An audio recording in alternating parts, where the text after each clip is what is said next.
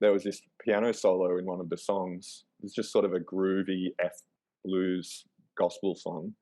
And there was this piano solo. It was kind of meant to be this 16 bar sort of funky piano solo. But we'd kind of said to each other, we were like, oh, let's go in. Like, let's take this. What would Chris Abrahams do? Let's like take it on this journey. And so this sort of funky song called Prayer Meeting went into this, like, halfway through this song, there was this 15-minute exposition of like, like ambient piano hammering and like drums, like just on the cymbals and like just noise coming out of the guitar.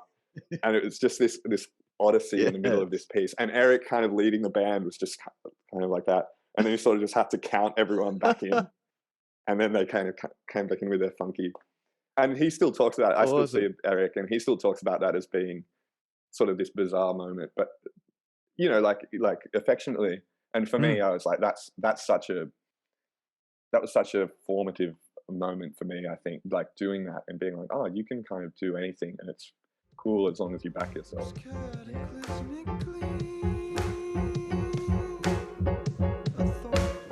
It's as if you want to die with me,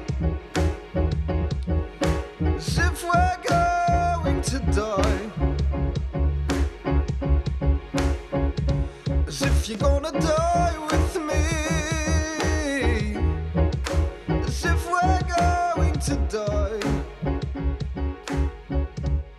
He is a composer, improviser, pianist, synth player, and Friedman Jazz Fellow.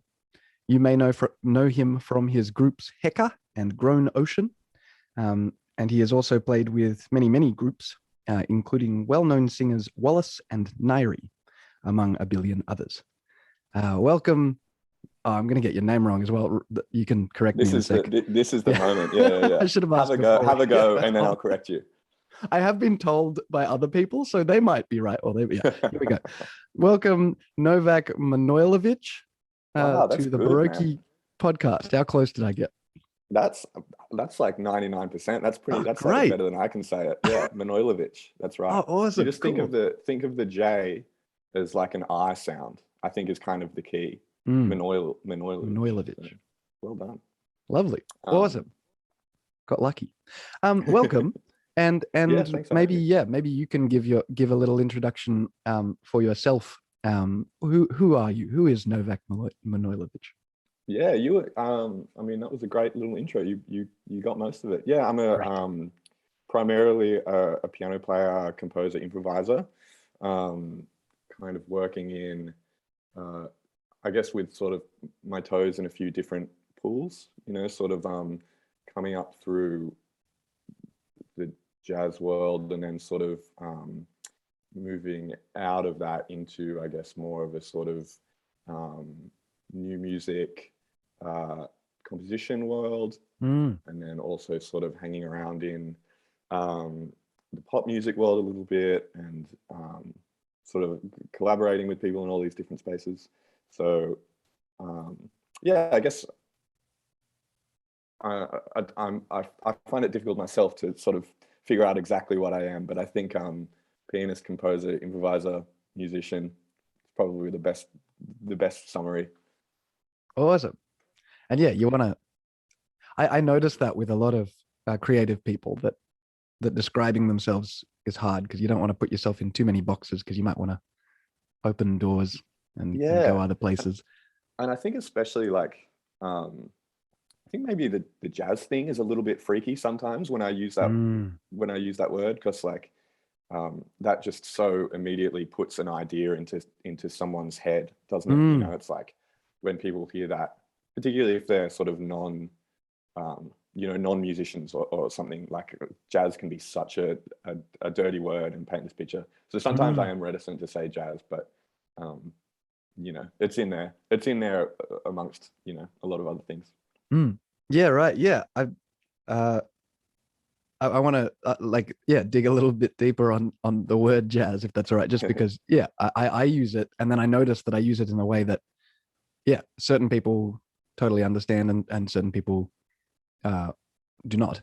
And I tend to use it just to mean people who studied jazz at uni. That tends to be what I mean by jazz players, even if they're playing something that's almost unrecognizable. from the tradition or something. Yeah. So yeah, what does jazz mean to you? Because you know better than I. Because I did not study jazz at school. I think I mean probably the I can't even myself really figure it out, frankly, but I think it would have something to do with improvisation being sort of a primary sort of structural nucleus. Mm. But then there's so much music that utilizes improvisation as a primary structural nucleus that isn't jazz music. Mm. And then it could be, and then my second thought goes to like the swing beat, you know, like that being sort of an essential thing that would define jazz. But then again, there's so much music that utilizes a swing beat that isn't jazz as well. Mm. So, I mean, I guess, and this kind of sounds a little bit cliche, but I guess it's just a bit of a mindset, right? Like it's a bit of a conceptual approach and maybe like an agreement that someone or some musicians have come to, you know, that something sits in a kind of what they would call a jazz idiom. But I guess where my sort of reticence emerges is I think people can be a little bit quick to use to label things with that brand, you know, like as soon as someone sees like a saxophone on stage somewhere, it becomes a jazz band, or you know, or if there's a solo, it becomes a jazz thing, which, you know, is fine, I guess. You know, like it's not a dirty word, but I think maybe my experience with it is just that sort of coloring of the music in with such a strong a label that has such a strong connotation. It just kind of puts it in something in a certain sphere for certain people that maybe, you know, it because it has that label, it wouldn't fit in this space, or because it has that label, I don't actually really like it. So that kind of thing. And I reckon I've spent quite a long time just kind of wrestling with that a little bit and being like, because you know, some of the music I've made very much sits on the sort of threshold of jazz, right? You know, it's got certain instrumentations that are jazz instrumentations, and sometimes there are certain aesthetics or decisions which are like jazz-based decisions. But I would also like to think that as much as though there are influences, so too is like certain rock music that I've listened to, and so too is certain electronic music and hip hop music and classical music that I've listened to, and yet those influences don't seem to get mentioned so much. You know, it's like the jazz word is just so, it can be quite overpowering. Yeah. So it's an interesting little sort of internal dialogue that I have with myself about this music that I love, and yet find myself sometimes trying to distance myself from, but for no real apparent reason other than to kind of have people hopefully approach what I'm doing with a slightly open mind, I guess. Yeah, and fair enough, because yeah, a lot of people equate jazz, especially non-musicians, equate jazz with elevator music, I think. Exactly. Yeah, exactly. It is so loaded and it's like, so tricky. You know, the amount of times, I mean, like I grew up in Wollongong, and that's a great segue to what I was going to ask next, which is how you came into this. Yeah. Oh, great. I grew up in Wollongong, and I guess it's kind of an interesting scene down there, and I love it so much. And there is this really rife creative energy, but it is a little bit sort of cliquey, and you would kind of find that these things that got labeled as jazz would kind of sit in over here in this sphere, and the stuff that you know, came from other spaces was over here. But if you actually sort of took those hats off the music, took those brandings off the music, it was all the same thing. You know, like there was so many crossover things happening, but the crowds that would go to the different performances or spaces, they just wouldn't really cross. You know, it was like people over here would go, oh no, that's the jazz scene. I don't go over there. So I guess that's when it became quite prevalent in my mind. Continuing with the segue. So yeah, I grew up in Wollongong. Born there? Born there, yeah. Born like at Wollongong Hospital, and kind of like grew up, you know, a kilometre away from the hospital in the one house. that, you know, my parents have owned. Mhm.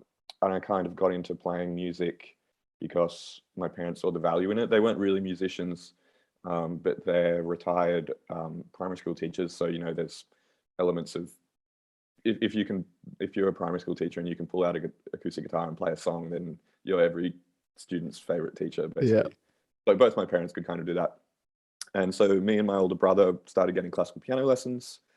And I was sort of just constantly looking up to my older brother, I suppose, and kind of trying to copy what he was doing. And he was always on all the, you know, he knew about the cool music, and he kind of knew, he sort of got into the band scene in Wollongong, and I was kind of tagging along. And How and old then would you have eventually, been? Sorry, how old? yeah, How old are you at these stages when you start with I classical would piano and then say when that I started classical piano, I think, when I was about 7 or 8, Mm. and I didn't like it until I was Mm. about 15, maybe. Mhm. But I went to a performing arts school, again, because my brother did it, and it just kind of felt like the thing that I had to do. And then it was only a few years into being at that school when I started playing with other people that I started to like it. You know, I didn't really like the solitary aspect of playing music. I didn't actually understand that it could be a social thing, which is pretty funny. That's such a thing, isn't it? Yeah, Especially especially piano. right. Yeah, Yeah, because you get one-on-one lessons where they focus on you playing, and then you play, totally. maybe And you then you play go exams home, or whatever. Yeah, go home and play on your own. Yeah, sorry, please go on. and it's weird that, you know, like that's not sort of addressed. I mean, it's funny, like I do a bit of teaching now, and I guess I'm trying to address that to my students, especially like young students, is like, oh, this doesn't have to be a chore. This doesn't have to be you like sitting down and doing your maths homework or something. It's like, Mm. it's a creative process, and you should try and have fun with it and do it with people. Anyway, interestingly, that wasn't impressed upon me until I was about 15 or 16, and I had a good teacher kind of push me into these certain ensembles, and sort of I found myself surrounded by these musicians that were a lot better than me, and I wanted to be as good as them.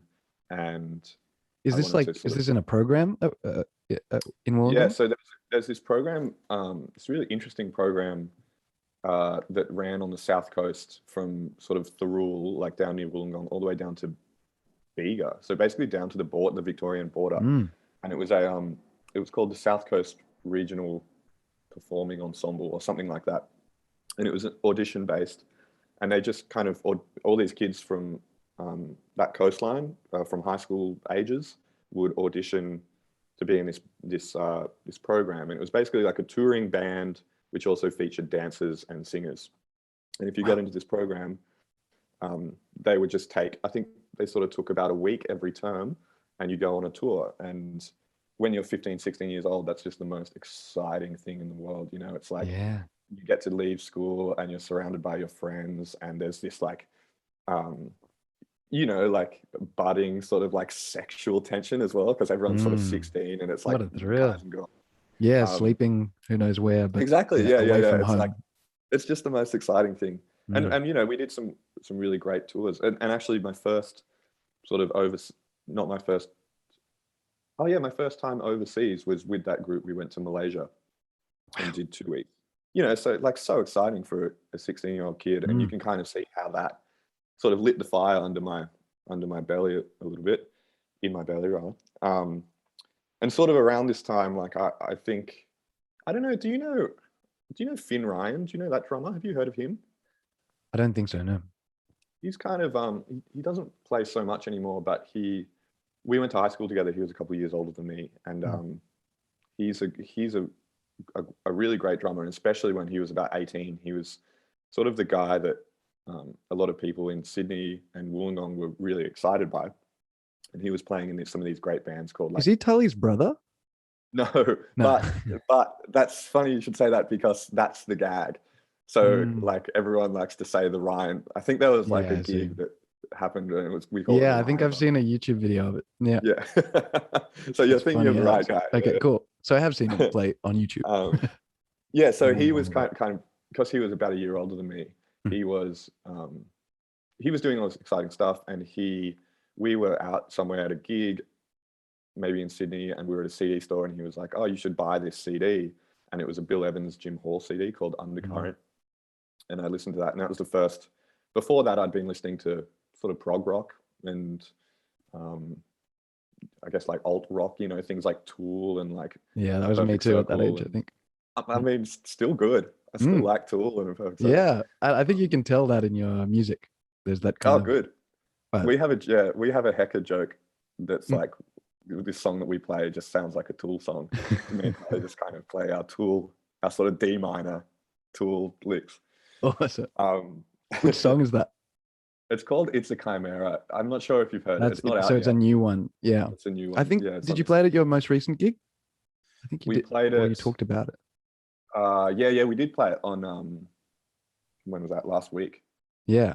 Were you at that one? I was. Yeah. I should have come and said hi, dude. but I was. I'm sorry, very I didn't tired. see you. No, that's fine. So anyway, yeah, so I'd been listening to all this sort of prog music. I got listening to this jazz thing and it really sort of astounded me, and it kind of gave me a bit of an idea of like other things that you could do with the piano that weren't just sort of playing this classical music, which was just a little bit nebulous and confusing to me. You know, I liked it, but so I started getting lessons with this guy named Adrian Klumpus. This is becoming a really long-winded history, but No, it's just great. going I deep think. into my own- I feel like deep in my own world. stories are interesting, so I'm engrossed. Hopefully, other people will be too. Great. I started getting lessons with this guy named Adrian Klumpus, who's an amazing piano player, composer, musician who still works around Sydney. And that kind of just blew my whole world open. Basically, he probably to this day, he's still sort of this teacher that has been most instrumental for me in terms of just opening things up and introducing me to improvisation and really like creative practice and, you know, the breadth of music and all that stuff. So that was kind of one of the final pieces of the puzzle, and that just got me really excited about music. And then I wanted to go to the conservatorium, and I just kind of you know, the snowball started rolling down the hill. And so did you get directly into the conservatorium after school? No, the first year I auditioned, I didn't get in, probably rightfully so. Like there are definitely some holes, and so what I did is I kind of took the year off and I started an arts degree at the University of Wollongong. Oh wow! Just because I was interested in that stuff, you know, like literature and psychology and things like that, and I was having a great time. But after a month, I just realized that I wasn't going to be able to do that and still focus on music with the intensity that I wanted to.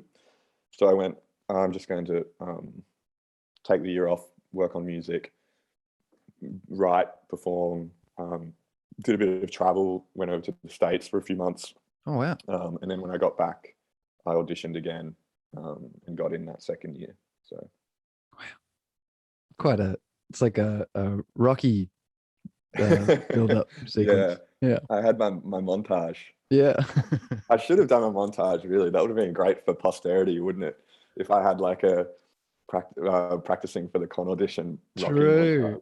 It was kind of before the time that people would take a lot of footage of their lives. It would, yeah. I reckon I probably would have had a little Nokia 3310 or something around that time. What was that? 2011. Yeah, remember. Right. Wow. Where did you go in the States, just out of interest? I went over there because I was kind of like chasing this. It was like a romantic thing. So it wasn't really like a musical venture, but I went to Vermont. I flew into New York, went up to Vermont, stayed there for a few weeks, would dip down to New York every now and then and go up to Montreal every now and then flew over to California and sort of stayed in Santa Cruz for about a month, and then came back and took little trips as well. But it's funny whenever I tell people that, because I think people just assume that, I went to New York and stayed there and then went to LA and stayed there or something like that. But I stayed in Santa Cruz for a month, which was just kind of a strange place to go on the other side of the world for a month. But yeah, like I said, I was kind of trying to spend time with this person. So I've since been back and I kind of did a bit more of the like jazz pilgrimage. Yeah. States. Yeah. Which was in 2015 or something like that. Right. Maybe we can get there Yeah. Oh man. Yeah. Let's sequentially. yeah. There'll be some segues to navigate to get there. Yeah. Cool. So wait, you've just gotten into the Wollongong Conservatorium. Maybe you can. Oh, the Sydney Conservatorium. Oh, that was the Sydney one. Sorry. Oh Yeah, yeah. So what I left out was actually around that time that I started getting lessons with Adrian. Hmm. Was I should actually shout out the Wollongong Conservatorium. That's good. It's good that you've said that. All right. So the Wollongong Conservatorium, for anyone that's listening that doesn't know, is it's kind of like a smaller version of the Sydney Con. Basically, it's primarily like an after-school program,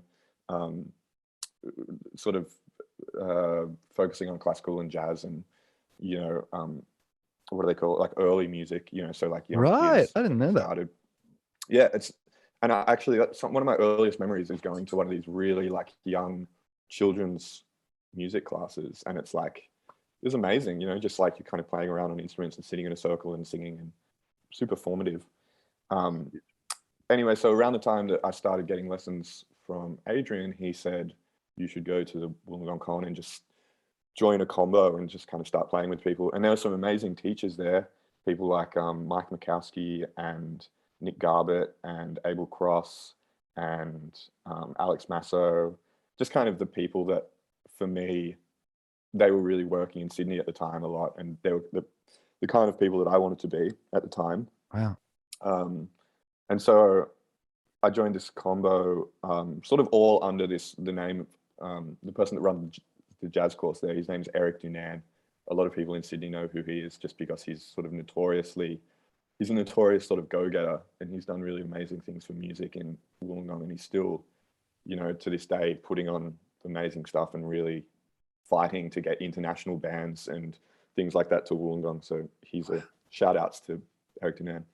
But around that time when I was 16, I started at the Wollongong Con and just doing like little after school programs.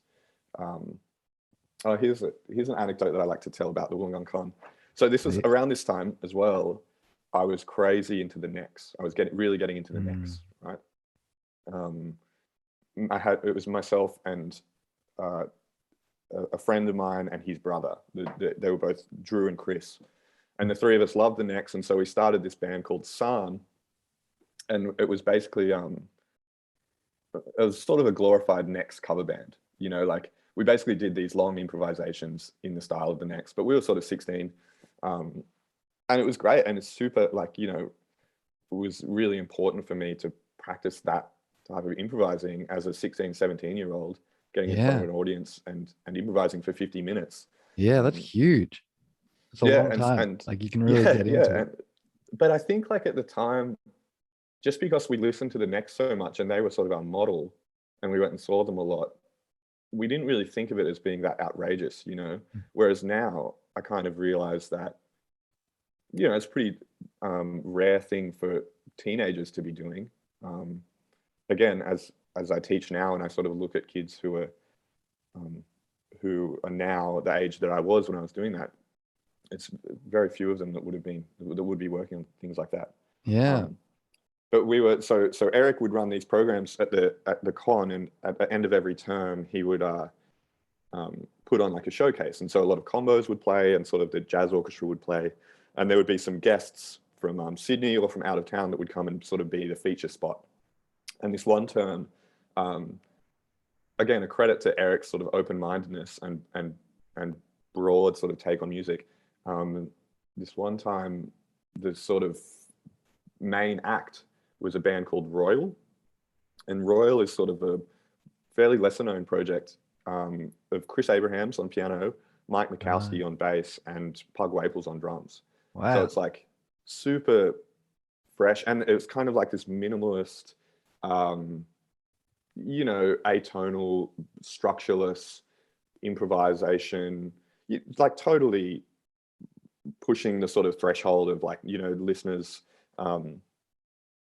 levels of focus and things like that. So like just a really bold thing to program at the end of this like kids concert. So great. Anyway, so as I remember it, it was like all the combos throughout the day. So the combos being the small ensembles doing their presentations, the kids. And then Royal played.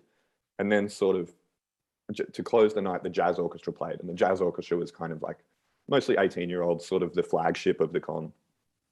And me and Drew and Chris, my friends who we were all crazy into the Necks and crazy into Chris Abrahams, we went and saw Royal do their thing, and we were so fired up and we were so inspired that when we got up to play the jazz orchestra set, we were all in the jazz orchestra together. There was this piano solo in one of the songs. It's just sort of a groovy F blues gospel song. And there was this piano solo. It was kind of meant to be this 16-bar sort of funky piano solo. But we'd kind of said to each other, we were like, oh, let's go in. Like, let's take this. What would Chris Abrahams do? Let's like take it on this journey. And so this sort of funky song called Prayer Meeting went into this, like halfway through this song, there was this 15-minute exposition of like, you know, like ambient piano hammering and like drums, like just on the cymbals and like just noise coming out of the guitar. And it was just this odyssey in the middle of this piece. And Eric kind of leading the band was just kind of like that. And then you sort of just had to count everyone back in. And then they kind of came back in with their funky. And he still talks about it. I still see Eric, and he still talks about that as being sort of this bizarre moment. But, you know, like affectionately. And for me, I was like, that was such a formative moment for me, I think, like doing that and being like, oh, you can kind of do anything and it's cool as long as you back yourself, you know? Yeah, that's huge. And such a gift to be in a place where you felt like you could be brave like that. You could. Oh man, yeah. The Wollongong Con, it's like, yeah, I can't convey sort of how many careers and how many musicians and artists that are working in Australia sort of came through there and were super inspired. People like, I think Mark Hannaford came through there. Right. You know, Nick Garbett, Ben Panucci, Tom Wade, Finn Ryan. You know, I could keep going, but yeah, it's an amazing creative space. Wow. Yeah.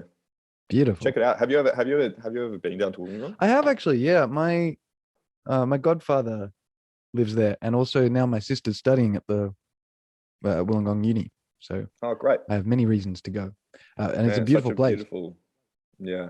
I'm looking to get sort of a kind of tourism. I'm like I want to be the face of Wollongong tourism. You know, I just love it so much. That's awesome.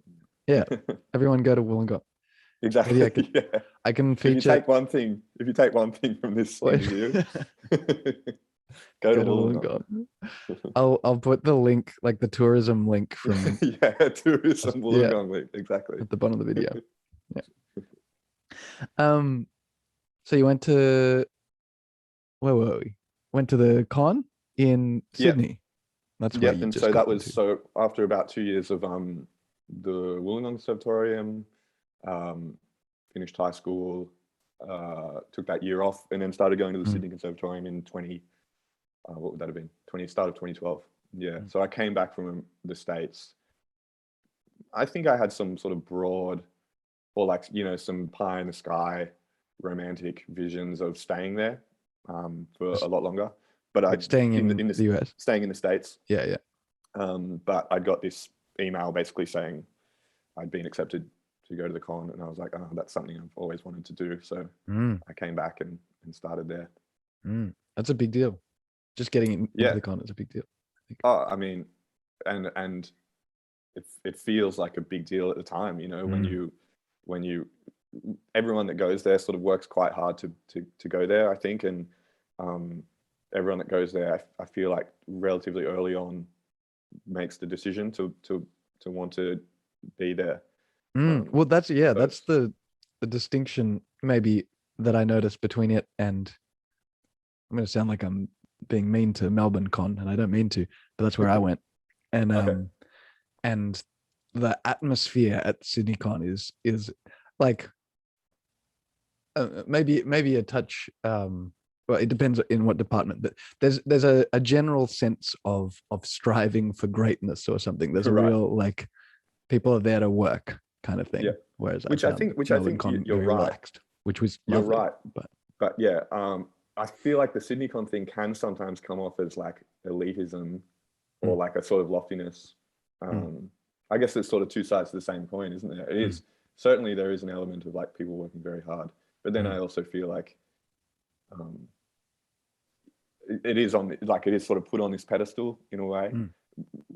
And while there is like the quality of students there is generally really good, in terms of getting an education, I think if the individual is putting in the work, you can generally get, you know, the same results, I think, from most universities. Absolutely. So, I mean, And yeah, I think I you, would. Oh, sorry, you go. I was going to say, you mentioned Melbourne Con.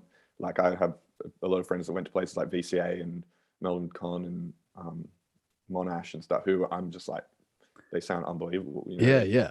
we could have torn anyone in Sydney apart. Yeah, right. Yeah, absolutely. And yeah, I think like I tried out for the SydneyCon jazz program and didn't get in, which was one of the reasons I went to Melbourne. No.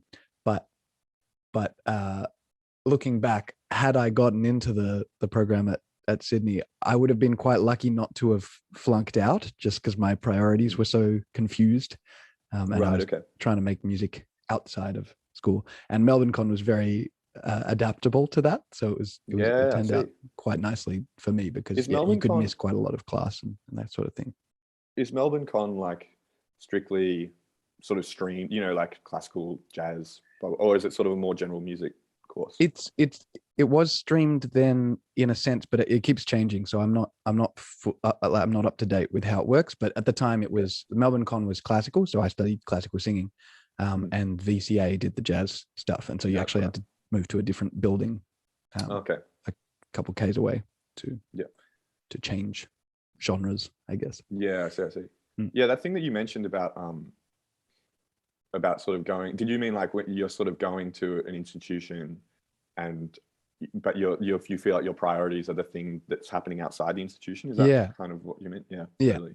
Just in terms of music that you're making and stuff like that? Yeah, because at the moment I was trying to, well, do what I'm still doing now, which is make my own music, and make it as good as I could, and learn how to perform and stuff like that, because I had a lot to learn, and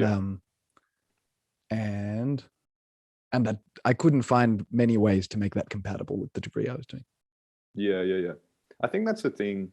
I felt that a little bit at the SydneyCon as well, sort of, particularly in the later years, you know, like just sort of really starting to listen to lots of other music, and then feeling like a little bit of a phony as I sort of rocked up at the front door.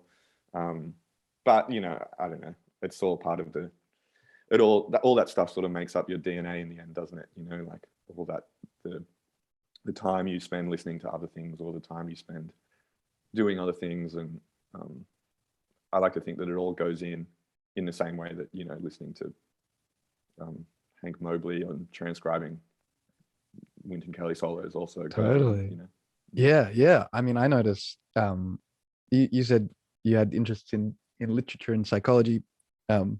I started doing a psychology degree last year, like a part-time thing at Monash, actually. Okay.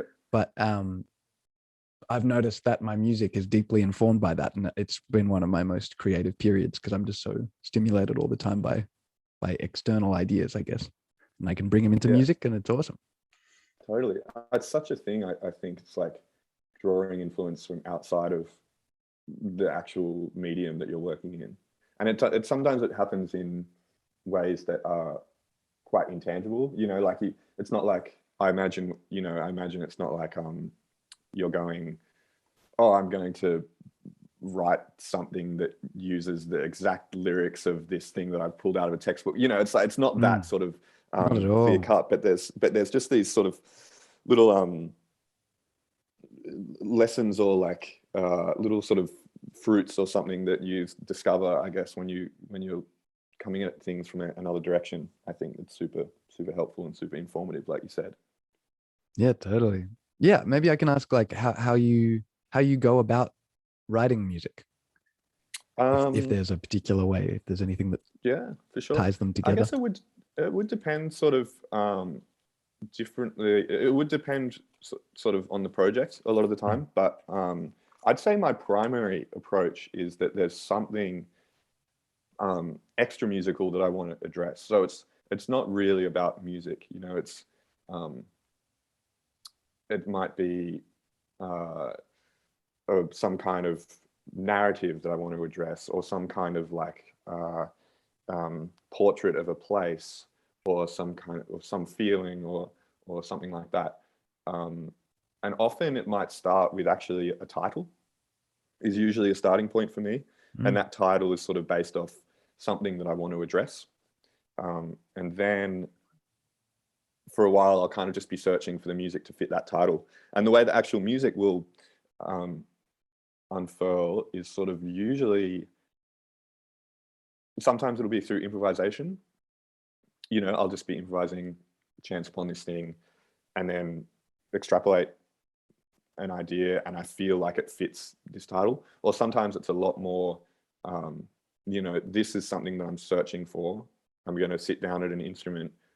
You know, this is a feeling, or this is a something that I'm trying to address. I'm going to sit down at an instrument and try and extract a sound that addresses this idea, whether it's an idea of place or an idea of this memory or an idea of this person that I'm trying to convey. And then there's also other times where, and this is probably more rare, where it is strictly musical and it's strictly sonic. You know, it's like, maybe if it's something, a sound that I've pulled out of Ableton, or a sound that I pulled out of a synth, and I'm like, that sounds great, I'll build upon that. But that tends to be the least common, is it being like a musical idea. And what is more common is it's a sort of it starts outside of music, which is how I kind of find that I end up writing these things, which are just like fairly large projects. So there's a couple of records. I guess this first Grown Ocean record that I released in 2016 was actually all about that that American trip that I was telling you about, that happened after high school. So it's you can kind of see, I can't remember exactly what the titles are, but you know, you can, there's one that's called Big Sur. So that's just literally about when I went to Big Sur. And so it's quite a tangible narrative. I've got another record coming out with Grown Ocean, actually about Wollongong, thus continuing my campaign to try and be the face of Wollongong tourism. And that's sort of another large ensemble project that's just genuinely like, here are some thoughts, recollections, and reflections about my experience growing up. And then another record that I've made recently that also hasn't been released is called Places People, and it's for string quartet. And that's sort of very directly just like these little extractions of places and people, recollections of places and people. So there's different cities that I've been to, different parts of the world, and with different people, and really deliberately trying to put that in music, you know. So that tends to be the process for me, I think, more so than coming at it from a strictly musical perspective. Yeah, that's lovely. That's it strikes a chord with me, and also I think I'm quite different, but I think similarly, well, yeah, imagining as soon as I have images in my mind, I can usually write something. And that really helps. And I find like I feel really lucky to be a singer, because I tend to just write words, and with the words comes implicit music. Like, yeah, true. If it's you like say you a kind of word, there's a generate, rhythm. yeah, you generate that context that I'm kind of talking about, I suppose, you know, Yeah. by coming up with the words. Yeah, exactly. Yeah. That's cool. Right. Where to go? I got to I don't know. I like to ask questions that you might just be like, I have No, nothing. hit me, man. Nothing's gonna Nothing's gonna gonna I'm unflappable. nothing gonna stop me now. I was gonna ask what you're aiming for in life. I suppose you've kind of talked about what you're aiming for when you create. Yeah, what maybe there are some overarching principles or ideals or something that I think guide you. I think what I'm aiming for. I think what I'm aiming for in life and what I'm actually doing only rarely intersect. Do you know what I mean? Like, Interesting. I'd really like to be, you know, I'd like to be sort of as good a person as I possibly can in terms of being compassionate and being patient and being grateful and sincere and I all those love things. gratitude. But I feel like the sometimes being human, like you kind of lose that practice sometimes, you know. So I think in life maybe I'd like to work on those things, you know, like just nurture a sense of awareness and gratitude in regards to just small things, you know, sort of just things that happen in your day-to-day life, you know, how lucky we are to live where we do, and you know how lucky I am to be surrounded by the people I'm surrounded by and to be doing what I do and things like that. So I think that's kind of a primary goal for me, you know. And then sort of within that, something that I sort of think about a lot in terms of like what keeps me going, like what sort of wakes me up in the morning, I guess, is just this idea of just trying to kick these little goals, you know, in setting these short-term goals, and that don't have to be very lofty, but that keeps me excited, you know, whether the goal is try and play piano for a little while, or if it's a little bit bigger, you know, try and present some music with this project, or if it's try and exercise more, you know, like things like that. I think trying to set myself just these little goals which sort of naturally grow as you grow as a person, and as you you know, as your sort of world expands, they kind of, your little goals sort of become bigger and bigger goals, but they all become they become more manageable, I think. Well, yeah, I think there's a sorry to butt in. There's a tension between I guess you want to set goals that you might actually be able to achieve, at least to some extent. And so it can be very disheartening to get too lofty, and it can be very rewarding to be humble in your goals. But it's hard. I mean, you know, like it's hard to set big goals. And I think there's so many things that as human beings we're expected to be able to do. And I think this is also due to the advent of social media. I'm a bit of a social media skeptic. I mean, I was going to ask about that because, you don't have much of a social media presence. Well, I'm hopelessly addicted, frankly, to social media, but I'm quite willfully distant, you know, as in like I try and stay off it as much as possible. But I think that's just so I can actually temper my own relationship with it. But I think the advent of these like social media things, it's like there's just this sort of expectation to constantly be achieving these really huge things, and also engaging with these like really huge undertakings. You know, every time you open up Instagram or something, all you see is people releasing singles or records, or people looking beautiful, or people completing short films, or you know, just people kicking these goals, which, you know, on the one hand is great because I guess through one lens you could see it as inspiring, but more so for me, and I imagine for a lot of people, it's exhausting. This sort of narrative and this expectation that begins to fester, which is every day you need to be justifying your reason for being here, you know, by creating something, by like contributing to this whole mosaic. So I've kind of realized more succinctly over the last 12 months just how big of a undertaking and how you know, laudable it is to create and present anything. You know, when someone releases a record, especially these days, generally it sort of goes on Spotify, and maybe it gets a little bit of like sort of a little round of applause sort of locally, and then it kind of disappears into the annals of the internet. But it's like, and then there's this expectation of like, oh, I've just got to do another one, I suppose. But it's, you know, it's exhausting to do that and to maintain that level of creative output. I think that if you can do one thing if you can make one album in your entire life, that's a good effort, you know. Yeah, it's interesting. I agree. And even one album can take like thousands of hours. Like Yep. it's no mean feat. And I definitely find the social media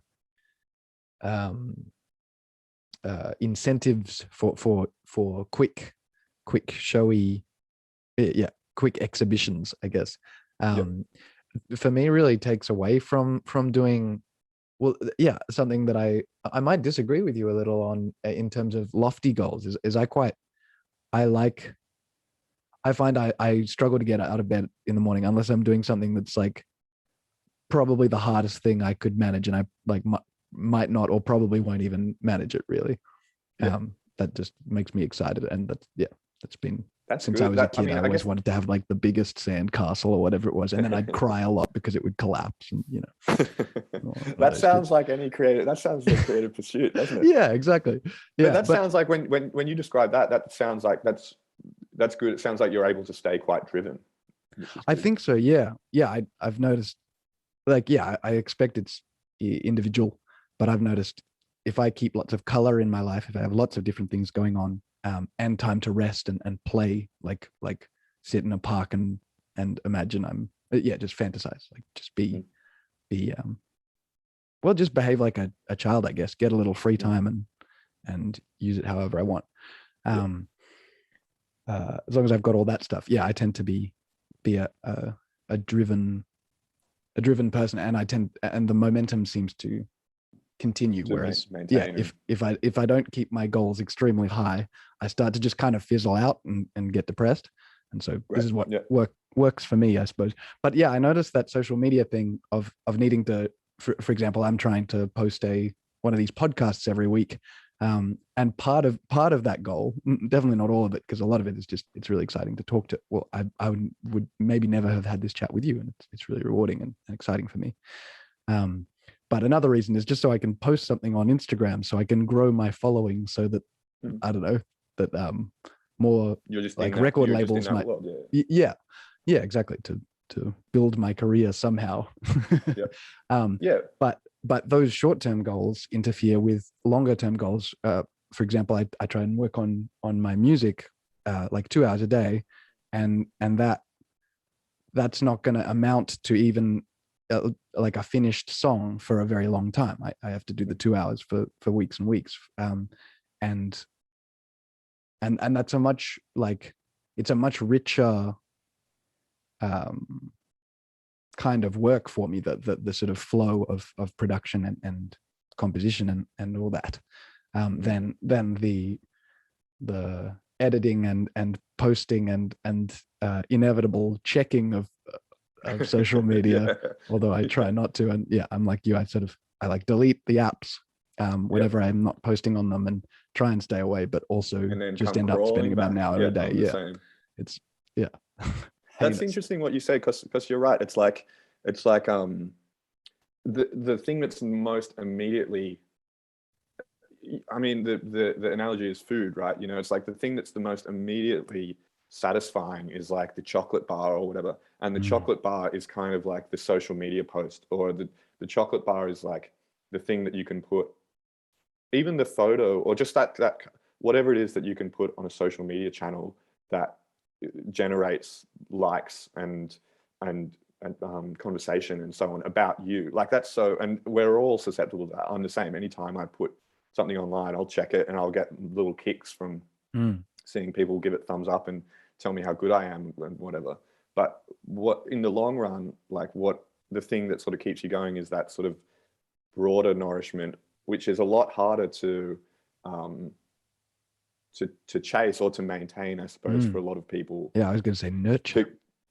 To go like, oh, I don't need that immediate little fix now, because I'm working on this thing which in a year's time will be really meaningful and important to me. And I think that maybe my concern is that, and this is just me being pessimistic, but maybe my concern is that idea of the long term, that idea of like marinating in something and things having to take a longer time to generate weight and importance. I'm worried that we're kind of losing that a little bit, or we're losing that a sort of respect for that as a society, and what we are sort of instead raising up are just these quick little snappy, ironic chocolate bar videos, you know, through mediums like TikTok and Instagram and things like that. And maybe as a result, we as human beings will have a lot more trouble engaging with sort of deeper art that requires, like, we'll lose the skill to actually be able to I mean we see it now, you know, like people don't really listen to albums anymore.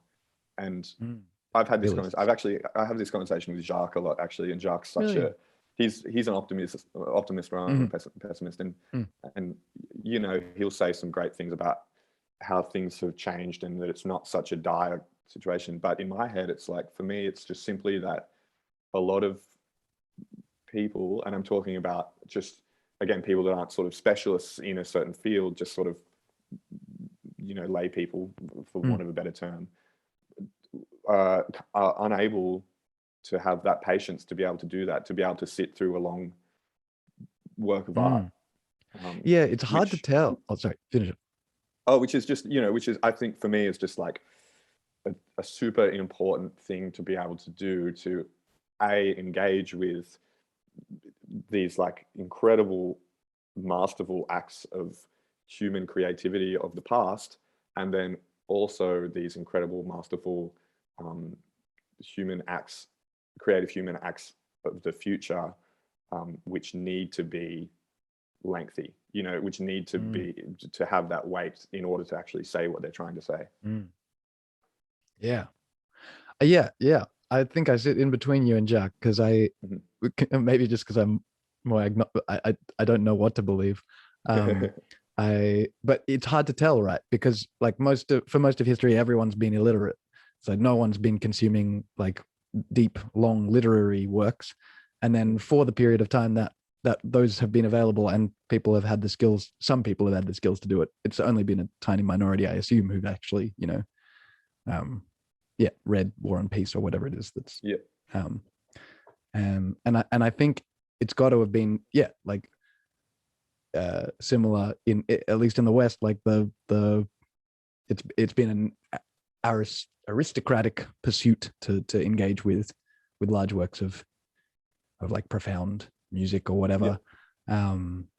Maybe that's unfair, actually, because maybe it was just different music. But what we remember now is the aristocratic stuff, maybe.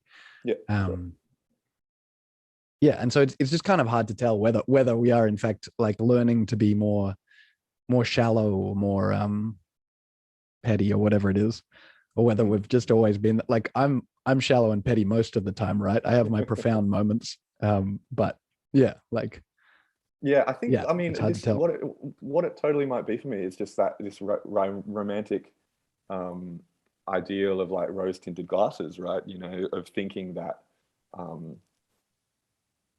there's kind of like this long gone period where there was sort of a value placed on certain things which hold less value now. But I think for me, there's a really tangible way of seeing it within music, right? And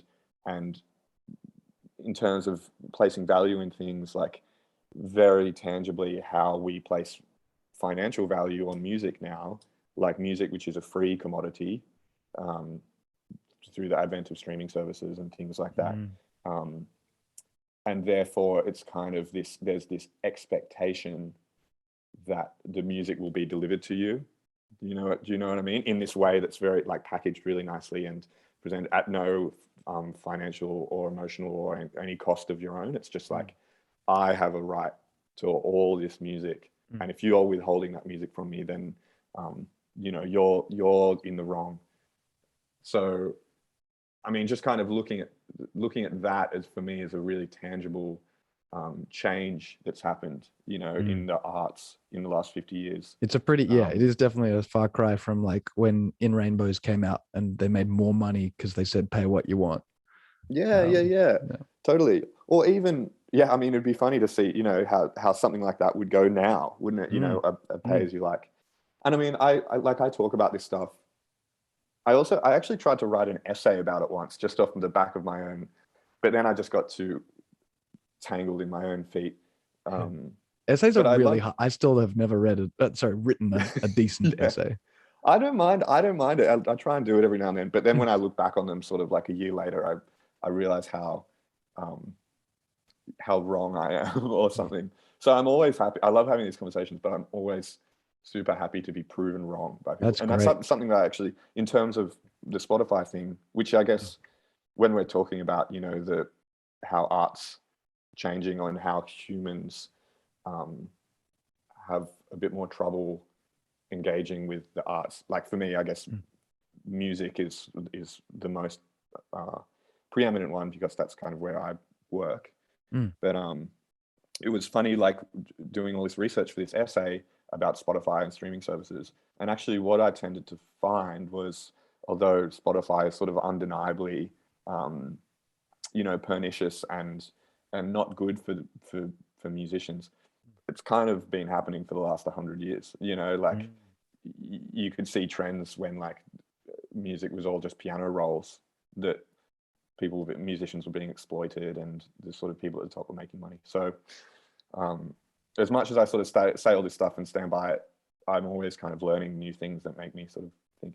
But also, if I can, I'm just on a tirade now. Please. I've been reading these Jonathan Franzen essays, and there's this one fairly famous one that came out in maybe the early 2000s in this Harper's. It was called the Harper's essay because it came out in this Harper's magazine, but I think he changed the title of it to Why Bother. So I think this essay is called Why Bother, and it's basically sort of about this, but to do with the novel, you know, and how with the advent of television and so on and so forth, the novel was kind of the art form that floundered, and people's ability to read a novel and it sort of dwindled. So there's some good points in there if anyone wants to check that out. Yeah. I feel like one thing to note is that we've been going for almost an hour, I think, and so should probably, well, I don't know how your time is, but should probably wrap up. I've got all day, but I'm more worried about the listeners. No, I think they'll be having a great time. Or I'm having a great time, and so right, me too. I just assume. Oh, great! I assume they will too. Like, if we're engaged, then yeah. Well, I'd rather us be engaged. Exactly. Like if we're not engaged, but we feel like we're serving people, I feel like there's going to be. Well, I'm just not going to keep doing it. So might as well be engaged. Totally. But yeah, I want to talk. Yeah, maybe just a little bit about. I don't even know if it's optimism, but a rebuttal or something to society. Well, to talking about it as if society kind of makes these decisions in any kind of way that reflects the people's attitude to art or something, because I think art's super hard to make money out of it, because it's not something people need in order to stay breathing, and with that, not quite, you know, man can't live by bread alone, but well, they kind of can. It's just not in terms of like fundamental existence. Yeah. You take care of other things first. And then every creative product, it doesn't have like an immediate market for it. You have to kind of build your own market for every artist. Essentially, you have to find people who might be interested, and it's tricky. And then there's huge difficulties with the medium itself. So novels used to be, for a time, they could be made cheaply enough that they'd sell them in like 7-Eleven or the equivalent, you know, tobacco shops. And that was like your kind of one form of entertainment. So it made sense that they were a popular form to use. But where was I going with this? I guess with music, well, it's good to, for the gratitude front, I guess, it's good to notice that as musicians, we seem to be really, we seem like the most privileged of of artists, I guess, of that like generative creative stuff that's not like engineering or whatever. Because there's this whole culture of music teachers, of one-on-one music teachers. So a lot of us can get a job essentially doing like using the skills that we have, which is quite cool, and doesn't apply to say painters or maybe it does, but it's harder to a lesser extent. Schools don't employ like, I don't know, 5 or 10 or however many after school paint, one-on-one. Exactly. They usually have one yeah. or maybe two, right, for a whole class. So we're kind of lucky that way, I think. And in terms of the Spotify change in selling music, I think that might, I don't see any individual efforts to steal from artists per se, or maybe one or two at Spotify, because they do seem to give us a particularly rough deal, but the whole format change to streaming just to me strikes me as like someone saw an opportunity for their personal business and took it, and everything changed, but it's not actually a reflection of what society thinks of music, or it's more like, I don't know. There's a certain amount of joy and wonder in the freedom of music to have this. I totally agree. And so I don't know. I think I got lost in my arguments. No, I know. Those are the things exactly I thought of. And I think that I don't think it's sort of my place to go. Like, it was undeniably an incredible business idea, to be like, there's this way, like after sort of post Napster, everyone was sort of aware of this streaming thing, and the fact that it almost seemed inevitable. And you're right. I think it's not like, I think that access to it, that access to music, is such a blessing and a luxury and a privilege. Maybe sort of just on the most tangible level, the sort of thing that I would kind of just chase would be just sort of bumping up the royalty payments, through Spotify. Like I don't think I'm such a romantic that I'm sort of like abolish streaming, like let's go back to gramophones. But I just think maybe there needs to be some conversation about how to do this thing better, that benefits. I think there's room. Maybe I'm being an optimist here, but I think there actually is room for both, right? I think there's room for streaming and access to music, and like the sort of model that we have now, but also sort of just a financial remuneration for the artist that's just maybe a little bit more respectable. Absolutely. There's two interesting side notes. First, I used to always say remuneration, and then I realized now that I think it's actually remuneration. Have you ever thought about?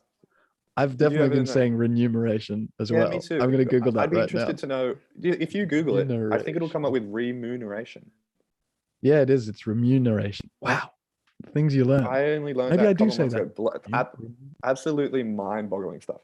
Anyway, my second point is I had this interesting conversation with Jonathan Swartz, who's a bass player around town. You might know him. He's a Sydney-based Australian ARIA award-winning composer, and he's an amazing musician who's been working in music around Australia all his life. And he kind of told me this interesting anecdote with his experience. And I think maybe for me, this is sort of where Spotify sits, just because of how many records I sell, which I don't sell as many as Drake. But he said that, so he's released 3 records, and the first 2 were kind of like pre-Spotify, or like he didn't put them on Spotify. I don't think Spotify had blown up yet. And, he didn't make not many. Okay, sorry, I'll tell the story differently. So recently he was loading in to a gig in Surrey Hills, and a girl, like a teenager or like early 20s or something, ran past him and was like, "Oh my gosh, are you Jonathan Swartz?" And he was like, yeah, you know, just surprised that this kind of stranger, like teenager, not really his like audience demographic, knew who he was. And she was like, oh, I have your song from your new album on my running playlist. And he was like, oh, wow, that's incredible. Okay, cool, nice to meet you, blah blah blah. Wow. And then so she went on, and he was kind of saying to me that that's interesting that happened, because his most recent record, which won the ARIA, he made far less money off of it than he did his first two records, because his first two records, he just sold them as CDs. And that's how people would access the music. And he made enough money to make the next record, you know, a couple grand or whatever. Whereas this new one that he released on Spotify, it's gotten all this this new audience, or this new potential audience through the Spotify networks, and yet not that same sort of tangible financial remuneration. So I mean, for me, I found that interesting. Yeah.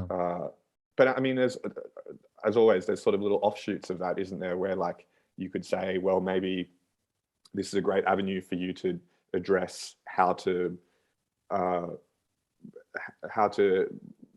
utilize the fact that you have this new audience for some financial gain. You know, like there's lots of different offshoot sort of branches from that tree. But I found that as just a sort of local example of a change. I found that quite interesting to talk to him about. Yeah, I find that convincing.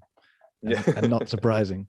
Totally. But yeah, it does. Yeah, surely the opportunities there are opportunities. Although yeah, it does feel like, because kind of all music is free, if you're willing to put it on the streaming services, it does feel like it closes some doorways, because people, for example, might be, I think, who is it? Sam Harris. That guy has a private podcast site, I believe, and so you have to pay monthly to listen to the full versions of his podcast. I think he makes half of them public or something like that. And that seems to work for him. He is a ridiculously famous figure, I think, so that would help. But that same opportunity is a little harder to exploit for musicians, because I mean, I guess we could post the songs, all of the songs on Spotify. There might be something there. Hey, I don't know. Maybe there is. I think we're still in the process of figuring it out. Everyone's still free, like just before you get to that chorus. Yeah. And people are like, oh, I need to hear that chorus. Exactly. I mean, with the Sam Harris thing, I mean, I think like that's great. I wonder if I feel like Sam Harris is someone who had a reputation before the advent of so I wonder if it would be more difficult for someone to get to that space through, you know, from ground floor, rather than maybe Sam Harris, who was sort of already at level 5 or something and already had an audience. But I mean, I don't know, maybe it is, you know, maybe you can do it. I kind of, you know, for all my sort of ranting and raving, I actually don't think about it that much, which is for better or worse, because I think if I thought about it too much, I'd just get exhausted and freak myself out and probably not release anything. Well, yeah, totally. I find that if I'm creating well, then I'm not worrying about this stuff. That's exactly. And you kind of have to just, I mean, it has to be in there at some point, but I think it sort of exists outside of creativity, you know.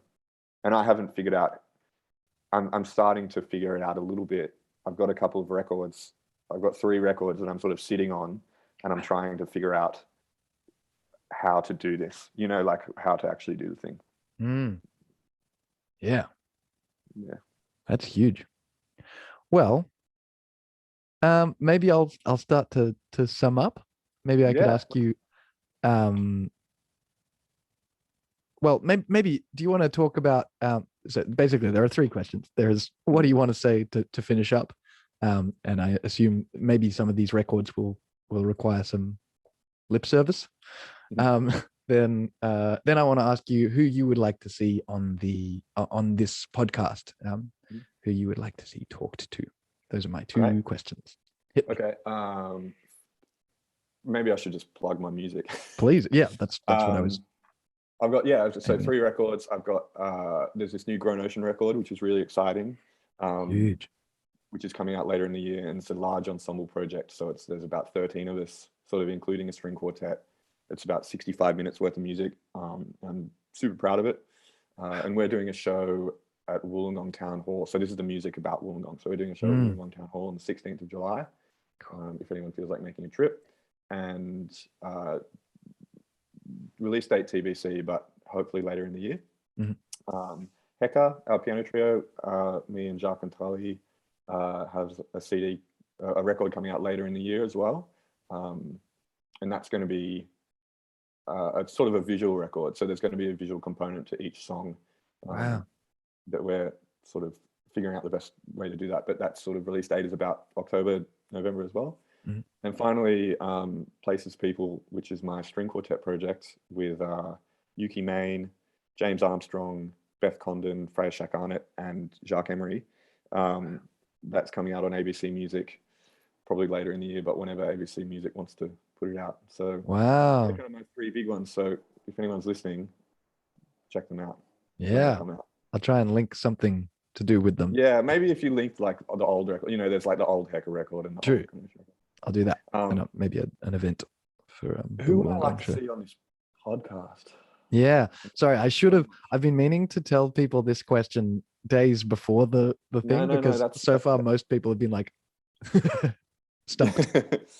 No, that's good. I mean, there's so many good ones, and I just kind of want to, like, I've got some people in my head, but I know that I'm going to say someone and then I'm going to go, I should have said this person instead. Okay, just racking the brain real quick. I mean, I'm Jacques Emery's biggest fan. Yeah, right. I've been trying to get him on here for a while. He was too busy, but very keen. So that'll happen for sure. Also, who else do I like? One of the Carbos, do you know them? The musicians in Theo Melbourne, and Theo or Flora. I think they're both super interesting, sort of creative people. Cool. Well, I haven't asked either of them, so yeah, maybe try one of the Carbos. I'd be interested to see what they have to say. I'd love that. Great. Thank you for your suggestions and for your company. This has been really nice. I would love to keep talking or do it again or something. Yeah, I'm sure we may continue this off, over a beer or something sometime. That'd be lovely.